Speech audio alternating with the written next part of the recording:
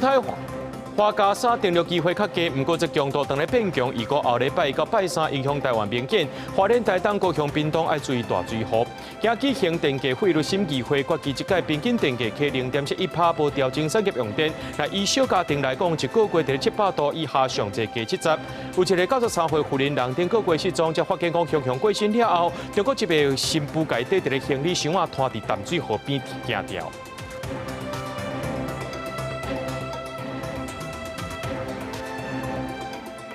各位观众朋友，大家好，欢迎收看9月19日新闻，我是嘉豪。讲到目前呢，这太平洋顶端有3粒风台，其中一粒叫做花加沙呢，这气象署表示讲呢，登陆机会有较低，不过强度有继续在变强，无排除变做是中度或者是强度的风台。如果后礼拜到拜三影响台湾是上界明显的时阵，到时呢，这花莲、台东、高雄、屏东也有宜兰山区雨会落真大。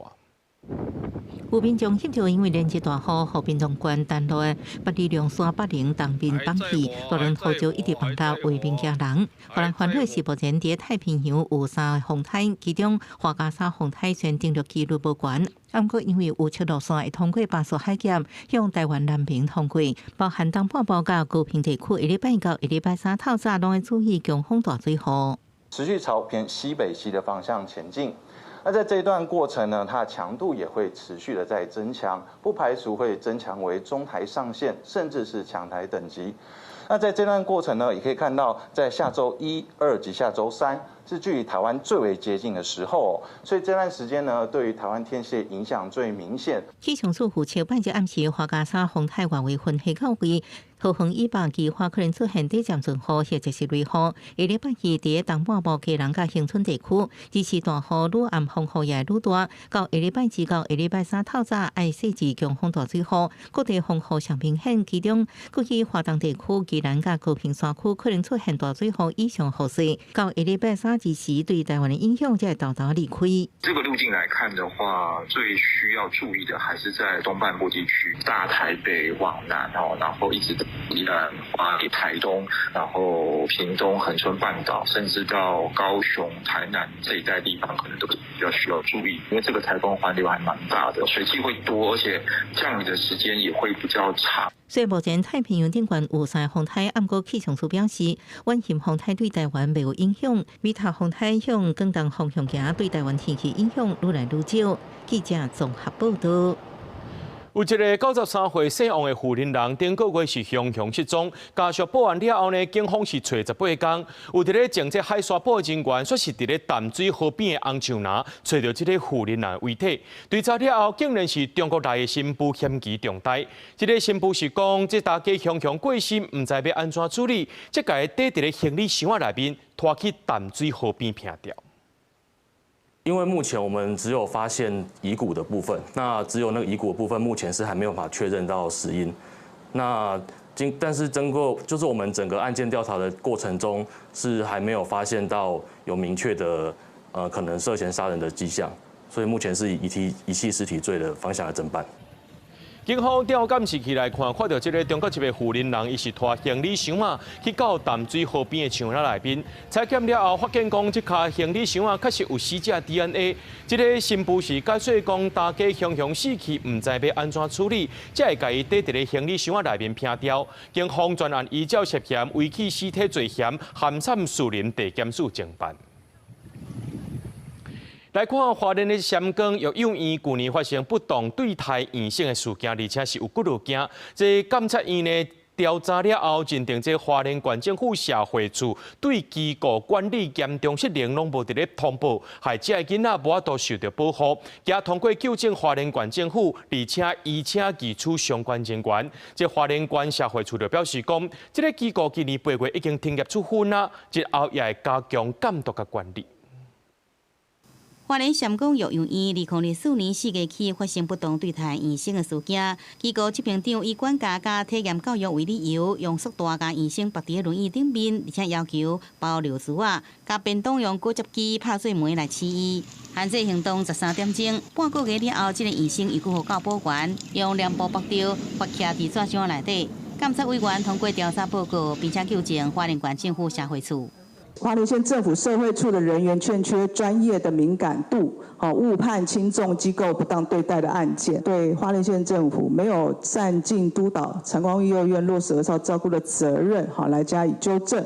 工作委员批评花莲县府伫接到通报了后，其实明显误判，毋但无提供任何处置保护医生，也有以为家己害着机构，形成检讨也是责备受害人的效应。花莲县政府严重违失。而且过去咸光育幼院不当对待安迪儿童少年也早有前例。2002年期间，8位医生防肾碎配造成受伤，遭到裁罚，也有侪层体罚、限拍、罚规案件。官府却是看做合理管教，而无开案。甘为讲社工欠缺敏感度，误判中央机构，社会处督导无够，责任是难以推辞。那这些体罚的措施都经过卫福部确认，认为这个其实不是合理管教，它已经违反了相关的法律。好，那他们显然就是照顾者，他们在机构内已经形成了一个不当的照顾文化。这个某机构呢，目前呢，在今年的8月那也已经停业处分中。那所以这个部分呢，我们后续还会来对其他机构儿少机构呢来做一个加强的一个辅导跟监督。花莲县政府社会处讲，虚心接受纠正。监委也强调，花莲县政府督导无够，机构管理失灵，造成儿童少年权益一直受到损害。相关失责人员必须要究责，也促请卫福部督导全面清查、重评案件，并且建议适合的处理方式，保障儿童少年的权益。记者综合报道。立法院的新会期行起过，这民进党也举行党团大会，进行党团干部选举。郭建民连任总调，也将嘉宾接干事长，陈培如继续做书记长。郭建民强调讲，这新会期伊是有信心的。立法院新会期19开议，民进党团召开党团大会，外界伫看党团干部选举，包含民进党秘书长徐国勇、行政院副秘书长黄朝雄等党政高层拢到场，互人解读是亲身督军，要以全新党政党部机制迎接新会期挑战。徐国勇背回讲尊重党团自主。尤其党团邀请我加入他们的党团的群组，那我也感谢他们。那也会把党团的一些意见跟中央党部会做一个连结。经过投票推选，党团3长人选出来，蒋嘉宾得到43票，接干事长；陈培如摕到44票，续任书记长。总调郭建民渡过铁腕风波，继续连任。今天我们是经过民主程序，经过投票，然后来产生新的党团干部。另外，国民党团优先法案除了纳入地方制度法、一般性补助款专法，首要目标是推动停产公教人员年金，互立营批评是行倒退。民众党团总调不过强势表态，有条件评估。我们物价通膨这么的厉害，那原来设定的这样的一个年改的金额，这样再继续砍下去，的确对很多的退休的公教人员呢，对于他们的退休生活已经造成了影响。希望能够具体而细致的谈，而不是只谈一个大的方向。有关于公教退休的年金恢复到2017年以前改革的水准，这个我们当然不会同意。民众党团不管司法滥权羁押，表示要捍卫人权。优先法案会提出刑事诉讼法、法官法定修法，嘛要推查公投北大选无在籍投票。记者采访报道。咱继续来看，这台北国际航太界国防工业展来到第2天咯。这国内的无人机业者明王科技、碳基科技宣布联名，要打造台北纳涉供应链共同研发中大型侦察和打击共一体无人机进军国际。另外，汉翔也和瑞虎科技打造中大型无人机 TT400，正好配合着这中科院的雷射导引火箭弹，攻击着解放军的军舰。现场展示台版的金鸭刀，明王科技打造的攻击无人机，100%台湾制造，时速达到250公里，续航40分钟以上。展示国内业者优异成果，已经进军国际，外销到东北亚。另外，碳基科技协助中科院打造雷燕2号无人机，实力大家拢看得到。两间业者19正式宣布会结名，合作台美纳涉供应链，推动台湾真济无人在乎的世界工厂。双方首要目标就是共同打造中大型、精大一体无人机。携手合作，希望能够有更多的一些新款的机型，那及符合更符合这个业界及国际的需求的机型。这18年制造中大型无人机的经验，在国内来讲，应该是我们不敢说第一，但是应该也是前几名我想依照碳基的一些过往的技术跟经验，我们一定可以跟明万科技好好的合作，共同来打造进入国际市场。外事平王加碳基，瑞福科技除了积极争取军备局5款无人机的标案，也甲汉翔合作打造中大型无人机 T400，由汉翔协助强化性能并且量产，目标是城市无对顶建立的主要力量。瑞福讲已经完成原型机7次。T400上大特点是机身两边悬挂在中科院的镭射导引黑气弹，反制中共军舰威胁。搭载那个雷达设备、侦察设备之外呢，它可以搭配中科院的这个火箭系统跟那个飞弹系统。那这部分呢，能够协助防卫这个台海。我认为像这种中大型的无人机，从设计、分析到制造，甚至是飞行测试，对我们公司来说是完全没有问题的。因为其实对我们来说，其实比无人机还要简单。总统赖清德伫国防部长顾立勇陪同下19参观国防展、内国国防馆，那体验用因高教机的驾驶训练，也见证国造的强飞弹。台湾继续强化国防实力，不过华盛顿邮报报道，美国总统川普拒绝批准对台湾4亿美金的军事援助。总统府回应，台美伫各项安全议题拢有紧密合作。国防部是强调，各项交流计划拢依照1点来执行。记者综合报道。到目前呢，这台美关税也未有结论。农业部带团去到美国，被扩大采购黄豆啊，也有麦啊、番麦、牛肉等等。农业部强调，这是逐年拢会安排行程，主要是民间伫咧推动。不过，有业者伫咧烦恼讲，扩大采购会影响到本土畜牧产业。推产国产黄豆的合作社是呼吁政府，这营养午餐绝对要坚持使用台湾的黄豆。国内黄豆、麦芽、番麦、甲牛肉高度外口进口，尤其黄豆达到99.8%，自美国进口占比约4成。面对台湾扩大采购，推动本土黄豆正式的合作社表示，只要清楚表示国产甲进口饲料食品的分流。也毋过，就惊无实在表示四过串。另外，也呼吁学校营养午餐爱坚守使用国产黄豆。营养午餐一定要就是标榜使用非机改不行，这个坚持只需要来坚持，绝对不能退哦，这个是营养的防线。虽然牛肉也是达到9.5%进口，美国占比41%，也毋过面对农业部带团去美国扩大采购，台湾肉牛产业协会也是普遍怀疑，这农业部是代表台湾也是美国，会认为对本土产业照顾不足，更加显得心头叮当。为了关税，然后去买别人家的农产品，那我是觉得对农民来讲有点情何以堪啊。对于在地的产业，我们台湾的产业是要多照顾一点。这摆采购团也有畜牧业者对此市场协会认为，这是正常交流，对产业影响不大。都无影响啦，就对你无影响啊呢？美国有美嘛较好啊。从1998年就开始推动，原则上每2年举办一次，今年已经是第15届，可见这个活动是行之有年。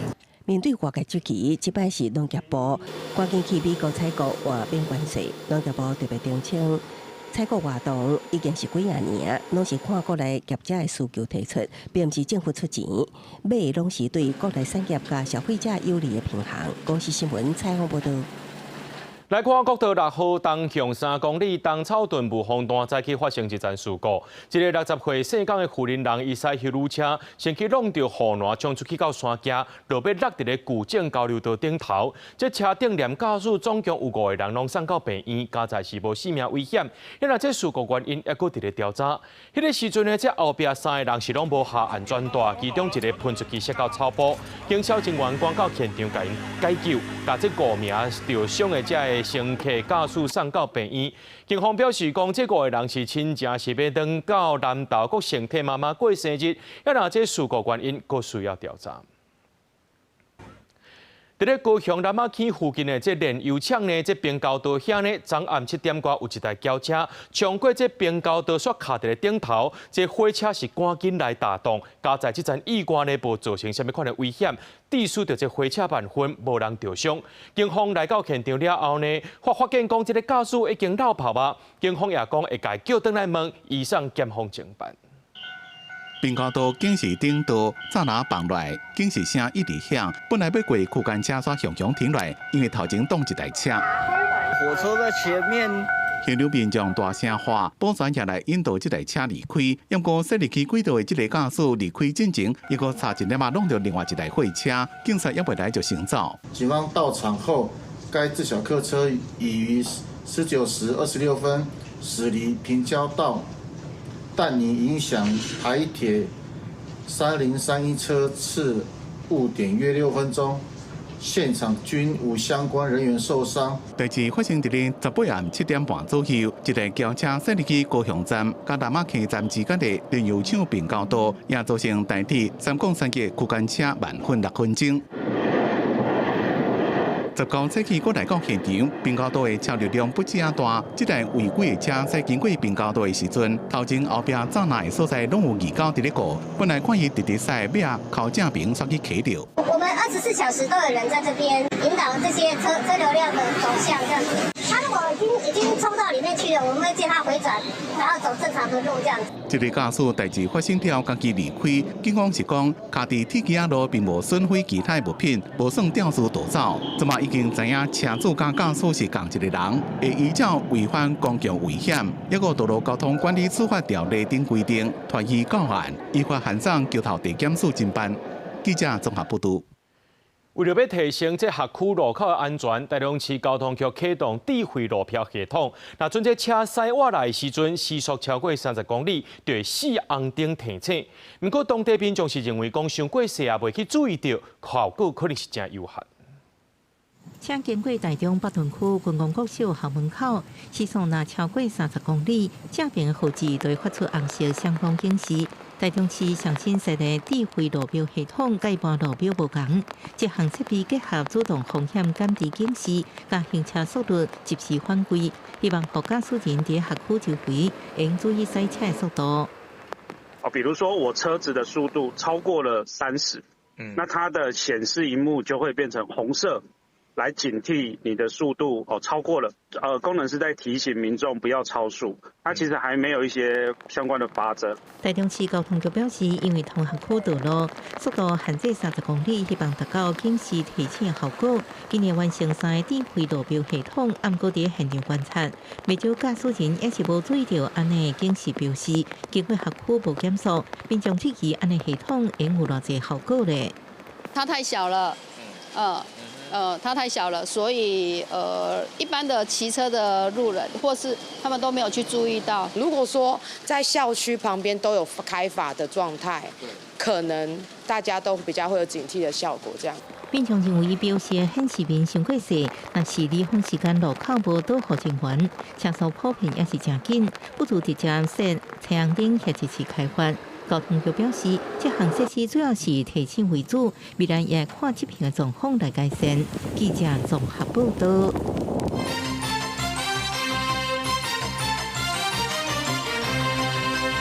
咱来关心咱的用电，讲到这电价汇率审议会今日举行，这审议会考虑到这电价拢无反映成本，加上台电累积到今年7月底已经了4179亿啊。国际这届平均电价是起0.71%，无调整产业电价。那以小家庭来讲，一个月伫咧700度以下，平均一个月上济加70块，也若小店价也差不多是加70块。气温烧热，热天卖水果的业者只好开冷气，这是为着保持水果会较鲜，嘛互人客愿意上门消费。不过电价汇率审议会19定案，这届平均电价起0.71%，民生主体用电也甲开店的电费影响上大。用电这个部分，因为我们是生鲜水果。对啊，然后电价真的不要再涨了，因为真的很难赚。电价起落很惊人。电价汇率审议会指出，因为产业电价已经就业反映成本，所以这个无起。不过民生主体平均电价调整前是2.77块，比卖电成本3.8块较少。第电价无度反映成本，而且台电到今年7月底已经累积了4179亿，所以决定小可调整电价。整体而言的话，我们这一次的调整的这个方案。对于 CPI 的影响是0.0133个百分点。即届主题用电调幅每个月用电较无330度，电费上最增加33块；每个月用电700度以下，每个月电费上最增加70块；每个月用电1000度以下，电费上最140。小店面每个月电费上最每个月加70块，毋过包含农渔学校甲社福团体电费无起。经济部讲，台湾主体平均电价调整了后是每度2块89，比韩国、新加坡、日本拢较俗。我们第一级距大概是1度是1.68元，那几乎是我们现行台电合理发电的一个成本不到1/2，合理的反映电价的这个结构上面，仍然需要适度的做一个调整。经济部讲，即届平均电价小可起0.71%，估计会当互台电的债务加60亿以外。为着减少物价的波动，小店面700度以下一度是调悬1角，每个月上最是起70块。按过物价是毋是会出现波动，也是爱密切注意。记者采访报道。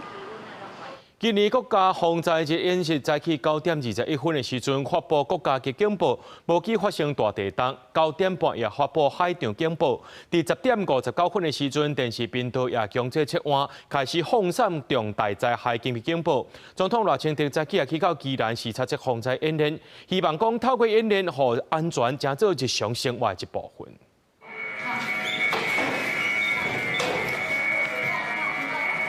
9点20几，国家级警报突然间响，模拟发生强烈地震。宜兰南洋女子高级中学的学生赶紧米的大卡，要9点39发海啸警报。大于2秒，红考马上收。模拟状况是有人因为强烈地震受伤，学生赶紧替伊绑指挥弹，要送病院。为了要防范亲像9日大地震造成的重大伤亡。19配合国家防灾日演练，那民众手机会收到模拟警报，沿海民众要海啸模拟警报加放送。10点59，各电视台加广播电台频道也被强制切换放重大灾害紧急警报。总统赖清德到南洋女中视察演练，包括受伤包空锤加警报避难等应用措施，要去宜兰科学园区的地防敌。民众共存突然间冰存，救援人员赶紧等救生扑过救人。总统希望大家甲每一遍的演习，每一步拢连加变做惯习，和安全变做日常生活的一部分。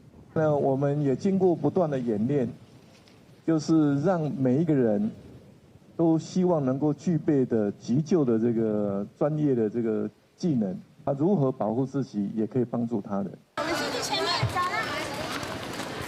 幼稚园的囡仔由老师带赶紧避难。灾害演练部分地区、部分年纪，培养民众伫拄到强烈地震时阵，拢会当保护家己。我们每一天早上都会立即做趴下掩护稳住的动作，这样子灾难发生时就不会紧张了。气象署提醒大家，拄到强烈地震时阵，要记得拍来安好、稳定这3步，增加保护家己的能力。伫普通时会当传防灾避难包。若是发生地震时阵会当用，若拄到风台火灾即款需要紧急撤离的灾害，也会当用到。记者综合报道。国家防灾日的演练，今早起9点21分的时阵，全国的警报拢有弹。即高雄的学校和幼稚园也进行地震避难的演练。林家区的迎民国中和幼稚园，搁再针对太阳能板的火灾进行演习，咱做回来看卖。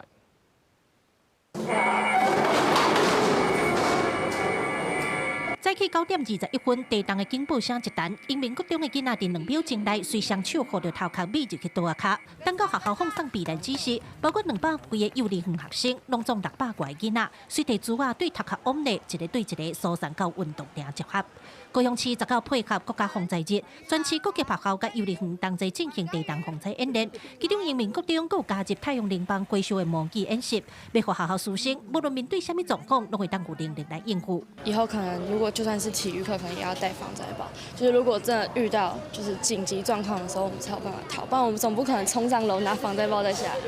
借由课程以及师长的引导，让学生在学校就学到防灾教育的意识跟理念，并且再透过实际的演练跟课程的深化。除了地动火灾以外，校方表示，那天灾包括战争，也是台湾可能会面对的状况，所以因今年专感觉防灾避难的知识变一个校定课程。对这学期开始，所有囡仔拢会准备家己的防灾避难包，包括水、食食、手电啊等等的物件，随时应付灾害发生。1个月会检查一次，看一下食物跟水有没有过期。对，课堂上我也带他们看1级、2级。如果我们要逃难避难2天甚至3天以上，要准备什么东西？然后男生基本上15公斤内，女生10公斤内，这些要点诀窍都会告诉他们。防灾避难包的议题这2年才受到重视，校方甲原地纸本的防灾知识实际融入课程甲生活内底，希望让囡仔伫咧面对灾害时，拢会当有能力来自救救人。记者郭家祖、柯超勇、高永昌报道。互人叫做超前医师的施超斌，这几年伊是调监，却伫咧台东南回地区继续替病人看诊。虽然2023年的时阵，这施医师有创立着南回诊所，不过伊上界大希望讲有一个南回病院。也若施医师19伫咧厝内面过身，食到58岁，地方的民众是拢真唔甘。民众就医非常困难，到台中市区，因为从大众运输过去。那往返排车要花1个小时，然后花费至少1200起跳。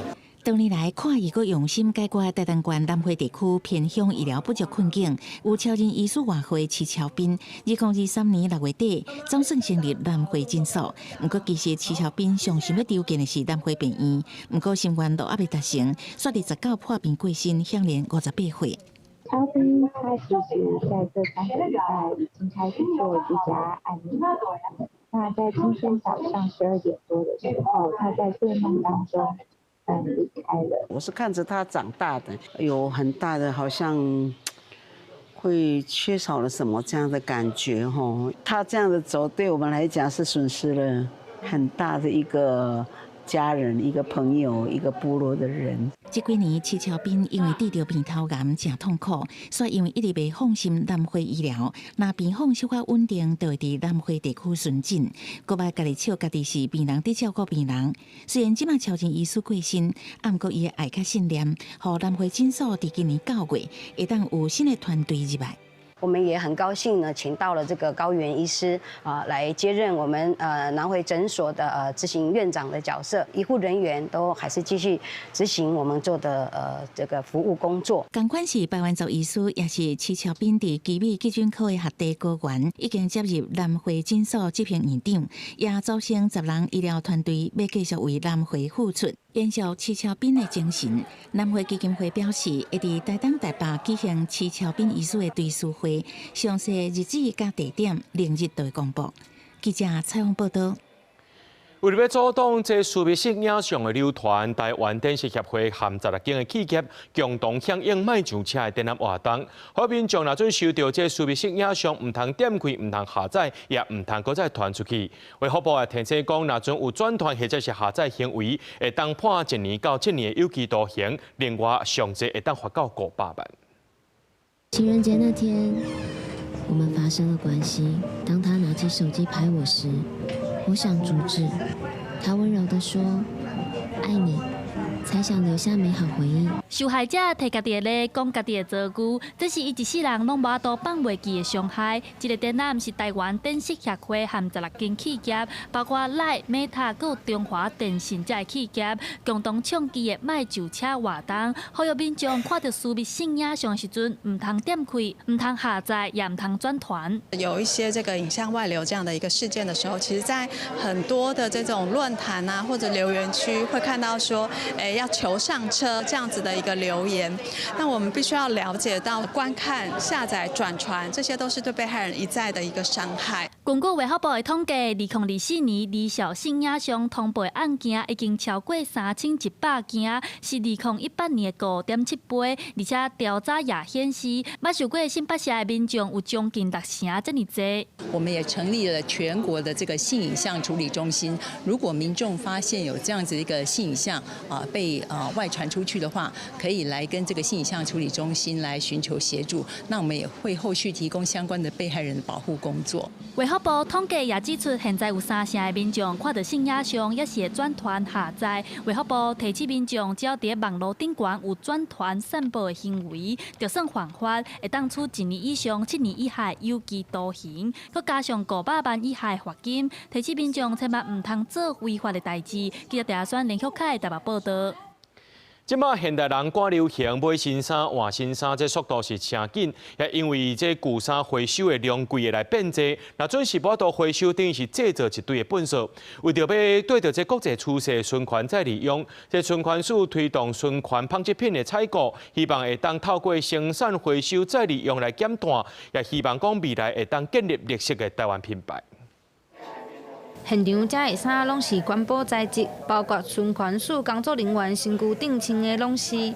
有民众的误会，感觉环保材质的衫敢若较两光，但黄线是公司的制服就是用环保材质做的，当初穿过拢乌落。同仁在试穿之后跟我说，其实穿起来很轻松，还比以前干得快，感觉真的很不错。旧衫回收经过处理，会当做新衫。环境部资源循环署也成立纺织循环联盟，鼓励纺织业者把旧衫的纤维回收做处理，摕来做新衫，达成永续的理念。主要的话是以单一材质，从主料到副料，包括我今天身上穿的，从衬衫到裤子，全部都是单一材质都可以回收的，包括纽扣还有拉链的部分。经过政府的推广，目前已经有11间民间企业。含12个政府单位买大约5万领的循环纺织衫，有个会当减少1.7万公斤的旧衫，含21万公斤的排碳。环境部也鼓励消费者买衫的时，紧规领拢是高一种材质做的衫，因为这款衫单掉了后会当够回收利用。我们在采购的时候可以去想，怎样去做到可不可以全单一材质100%。你只要是100%做出来一个单一材质的衣服，其实它后端的回收去化，这些上游的供应商，他就很愿意去做回收，而且他才有机会抽纱再制，成为再生的纺织品。环境部表示，现代人赶流行，买衫换衫的速度拢真紧，造成旧衫的回收量直直增加。有的阁是合成材质，根本无法度搁回收利用，造成真侪纺织品废弃物。循环署鼓励大家对生活中做一寡小小的改变，来支持环保，也希望未来会当伫国际上建立绿色台湾品牌。记者陈心东、谢桂玲台北报道。洪台丹阿市生害到达已经2个月过啊，台南将军还阁有厝还未修理好势，一对翁仔某呢，等无工人只好先搬去和后生住做伙。市政府强调讲，超过9成拢已经协调派工，毋过共款爱等。即马又过洪台伫要来啊，民众也是真烦恼。今日台南将军一户姓黄的翁仔某徛去内底，部分厝顶互丹那市风台拆了，对内底看一粒欠天，客厅内家具囤甲满世界，厝主无奈有会歹去的就爱单调，整理到达要2个月尾啊。根据台南市政府统计，灾后慰助金发放已经完成99%，另外议员参政府媒合修身贴图进度嘛有90%，不过即阵嘛是阁有部分灾民也搁咧单工。我嘛是逐工咧赶，爱就是等飞机啊，我咧房啊就是。要换飞机嘛，换提皮肤啊，嘛是单料。我逐工晚在啊，赶，我人逐工就是要敲电话，就来敲电话啊。他在催了，对，在催。看看这2天有没有办法就对了。所以最坏的打算就只能让他。天条有命啊！厝顶的室内都拆完了后，到他也无法度修缮。因翁仔某讲，这2个月因分别暂时去住囝儿遐，若是市府这个补助，主要是针对徛家尔，仓库并无相关补助，但无袂少人靠做事的趁食，这维护费参控灾了后的废弃物，嘛是因真大的负担。这阵工人总算到位，按算会先用铁片来遮暂时应付，后续搁修理较完善嘞。房间门将打得修理的。啊，准你的工这个没有算在内，只有污损啊。以目前比较重要的的一点，先大致上先做了嘛，啊，如果其他的那种里面能够做的就尽量嘛，用盖的啦，还是怎么处理啊？修缮团队讲，完整修一间上无爱3至5天，就算落雨，进度嘛无停。不过刷落来佫有风台接咧来，台南受灾户参时间咧拼，就希望这波风雨莫佫造成严重的迫害。记者出台南采访报道。来看云林的启东公园路边护栏出来失踪器、吊监视器，才发现讲，贼仔先甲拆拆的才来搬走。乡公所报案了后，警方抓到2个嫌犯。经过清查，这74米长、价值60万的护栏拢互搬去，专案依照窃盗罪嫌移送法办。即马雄安尼吼，我即马等一下确认了后，我一定要紧报警。有民众发现规排通路边的护栏有其中一段规排消失，伫云林县启东乡公园4棵位，常常有民众来遮散步运动，惊民众跋倒安全问题，边仔有设围篱，即马煞有74公尺长的围篱无去。啊，你若以当时的造价安尼来讲，我的损失要甲公司的损失要甲60万啊。但是我嘛感觉真怀疑，就是讲。这种物件这么明显的是赃物，为什么查拉要摕？啊，伊要摕就表示他有去处。启东乡公所讲，当初设护栏的时阵，采用材质较好的阿鲁米合金，1公尺报价大概800块，这摆损失大约是60万。警方接到报案，随调阅监视器锁定车辆甲人，随抓到2个嫌犯。警方获报后立即展开调查。今连日不眠不休，调阅周边数十支监视器镜头，抽丝剥茧，于2日内即将李姓、周姓2名犯嫌查缉到案，全案依窃盗罪嫌移送云林地检署侦办。警方讲，这2个嫌犯已经甲偷来护栏脱手卖2万块，互抓到时钱早就开掉，会继续追查护栏的下落。另外，启东乡公所讲，若是会当找到护栏，会阁请工人甲护栏装转去，来减少损失。记者综合报道。来看屏东市院已经有200多年历史啊！县政府伫4年前是开1亿外修复古迹，也规划空间，而且佫有设店面。不过自从这业者退出了后，到今即马是空要半年，袂输伫咧翅膀。新建设要求县政府就要检讨。因内民政处是回应讲，未来会调整租金，目前要厂商当咧下面季节啊。对门口行去咪，会当看到正莲花的水池，水池迄头是特殊中心，边仔是店面。我近看店面用铁链锁掉的，内底无人。这是屏东自营园区，屏东县府4年前开1亿外整修，嘛设店面互人租，1个月租金2万5。不过这间袂甜路的，对4月就退租，空伫遮要半冬啊。屏东县新建设要求县府爱检讨改善。人少安静，就还不错啊。就是有时候出来上厕所的时候，这边都还会坐人坐在那边享用甜点。县府民政处表示，其实自院平常时人袂少，不管是来散步也是来看册，只是所在无够大。原本的业者有家己的想法，县府和业者参详了后，选择违约退租。针对租金是不是有较悬，民政处表示，若有新的业者，拢会使去讨论。因为他们生意不错嘛，他们需要大一点的空间。客人来的时候才容纳得下。跟他们解约的时候，我们就一直有在招商，要享受在经营的一个方向哈。但是呢，里面的装潢呢，要配合要改变。新建设的报告是讲，当初县府投入经费修复，煞因店头提早退租，相关的绩效评估做了无够，要求县府爱检讨。民政处回应，未来会调整租金，目前嘛有业者咧下面联络询问。记者柯明哲，屏东报道。台东县美人组传统织布的老师孙菊花，唔拿传承这传统织布的机器含多样，搁再研发新的工具，用文字记录，对传承机器文化有重要的贡献。文化部文资局这个月公告，孙菊花老师正做重要的传统工艺保存者，也就是政府认定的人间国宝。85岁的卑南族下滨浪部落编织工艺老师孙菊花，伊62岁才正式学习卑南族传统的编织，伊哪学习哪研究，甲传统白铁身躯顶坐伫涂骹的地织机研发做高织机，会当坐喺椅仔顶，互编织的工课更加方便。而且伊甲学到的编织花草用文字记录来，发展做组织图，互考团的机器继续传承。这个月，文化部文资局正式公告，孙菊花老师的编辑登录做重要的传统工艺甲保存者，让孙菊花老师感觉真紧张，因为伊的责任更加重了。一样全部都是手工的，不一样的地方就是不要绑在身上。我不给我弄的这样，我很像要嫁人的感觉。组织图对我们将来要传承会有帮助吗？一定有帮助啊，因为其实是只要你有跟学习，还是有刺绣的基底，你就会看得懂老师在画的制图这样。孙菊华老师虽然已经有岁，不过伊逐工坚持伫工作室织布，拄仔来全是半成品。伊阁积极找找古早避难族的图形花草，要传承落去。部落的时代讲，孙菊华老师毋但是国宝，更加是避难族文化保存重要的推动者。虽然他不识字，后来他自己居然也有自己画图，也把它画出来。部落的时代讲，真感服孙菊华老师活到老学到老的精神，而且佫会当传承传统文化，甲发扬光大。希望有更加侪人会当来学习，保存这项古早的传统技艺。记者综合报道。团结中心举办校园巡演，今仔日李正峰歌戏团去到南投草屯福山国小演出。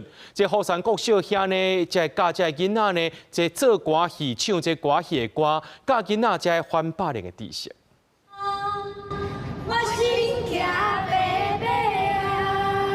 演员甲囡仔唱七字啊，阁有学骹步手路，囡仔拢生甲真欢喜。李正峰歌戏团19来到南投县草屯的福山国小表演，嘛互囡仔体验安怎唱甲演，真侪学生拢是第一摆体验，讲感觉真趣味。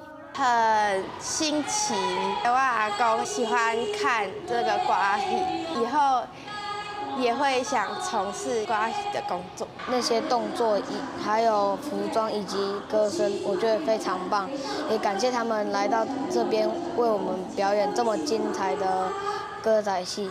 李正峰歌戏团因为有参与团结中心的计划，伫国内拢总有10场校园巡演。19演的戏出是红雀仙子吴聪恶心林。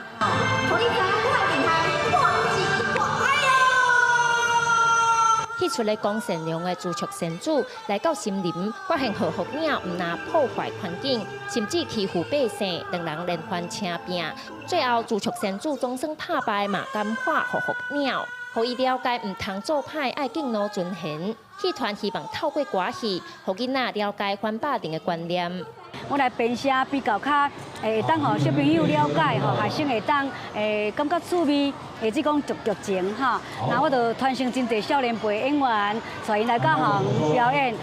团长表示，希望透过趣味的表演甲互动，来推广歌戏甲台语文化，互囡仔自细汉就来接触歌戏，甚至开始喜意看歌戏。记者邢平仪南投报道。高雄的春美歌剧团今年搁再和画舞营合作，推出新编的戏剧《忘川谣》。这是少年世代共同创作的新戏出，用爱甲责任做主题。这团长郭春美演戏内面的将军，带大家看人间的无常，咱就爱知影珍惜身躯边的人。简单一句说，圣元国甲韩海国的兵将随顶开电视开节。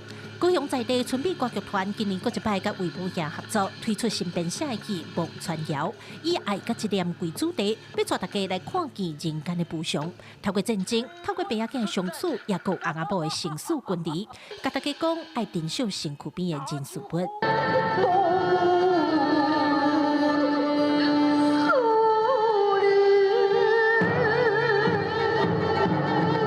其实《忘川谣》呢，全剧都围绕着爱，只是爱有很多面向，延伸出更多不同的变化。当然，在人性的影响之下，它会有不同的选择，也都会带来不同的结果。《忘川谣》的原创剧本是桂春美的查某囝孙凯琳写的，这摆甲另外一位编剧老师甲剧本写甲更较有故事性，也将口白的部分尽量写较简单白话，目的就是希望互少年囡仔愿意踏入剧场来看歌戏。孙凯琳讲，其实除了写少年观众来以外，对咱剧团演员的培养也有在传承。我都一直有在做推广的动作，因为很有趣的。以前看戏的呢，妈妈就会看我妈妈，妈妈带着小孩子来就会看我。对，我们是以这样子的方式，然后接下来是还有一点哦，就是刚刚你们看到的那个孙少恩，他今年15岁，他是我们的第5代。无论是服装舞台设计，还是文武场的配乐演奏，剧团甲各方面的细节拢做甲真有路。团长郭春美邀请大家22日因2天斗阵来魏武营看这出《忘川谣》，欣赏歌戏的水。记者郭家族、邱超勇、高永昌报道。为了要抗议政府的新预算，法国全国地头拢有大规模示威和罢工，包含着这老师火车司机药师医护人员有上百万人伫街头抗议，因是要求政府要扩大公共服务的支出，扣好价人税，也爱取消要求民众延后退休的计划。但有400个抗议民众去互警方抓起来。巴黎防暴警察用盾牌摆做一道墙，将示威者向后边送，尾就放催泪ga术，为阻止民众攻击军方。警方伫现场也阁抓到真侪，但比如干那甲石头的穿乌衫的人，现场气氛正紧张。这场法国总工会顶工会发动的全国大罢工，18早起开始，大众运输尤其是巴黎地铁，上班时间强要坐无车，因故有上班的人公因支持罢工。Oui, bien sûr. Je la comprends. Je la soutiens, même si je la fais pas, mais je la soutiens. 自巴黎到马赛、南特、波尔多，自大城市到小乡镇，法国全国至少250场示威，差不多1/6的中小学老师罢工，真侪学生也参加封锁校园，9成的药房无开。巴黎只敢若3条无人驶路线正常伫咧营运，这是2023年以来法国总工会加其他主要工会第一遍联合发动大规模社会动员。因讲这边参加的人有上百万人，不过法国政府讲差不多50万人。Parce qu'il faut que le gouvernement y comprenne qu'il y en a marre de l'austérité et que réellement il y a des mesures à prendre effectivement pour sauver la France, mais ce ne sont pas celles qu'il faut prendre sur les travailleurs. Ce sont des mesures à prendre au niveau du gouvernement et des économies qu'il y a à faire par ailleurs.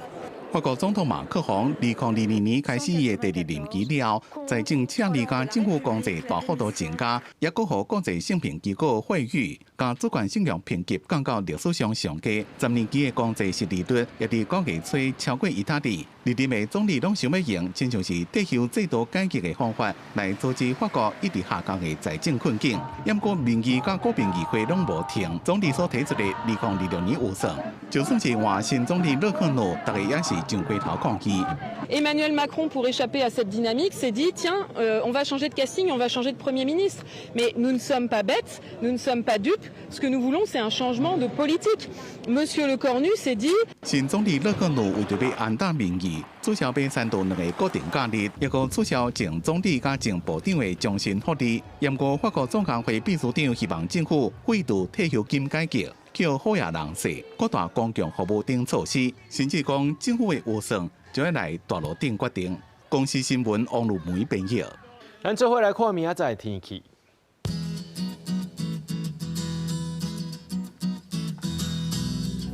吉隆台北桃园新竹对26度到36度。苗栗台中彰化南投云林对25度到34度。嘉义台南高雄屏东对25度到34度。宜兰花莲台东对26度到33度。平阳金门马祖对25度到32度。新闻最后，感谢各位观众朋友收看今日AM新闻，我是嘉豪，咱再会。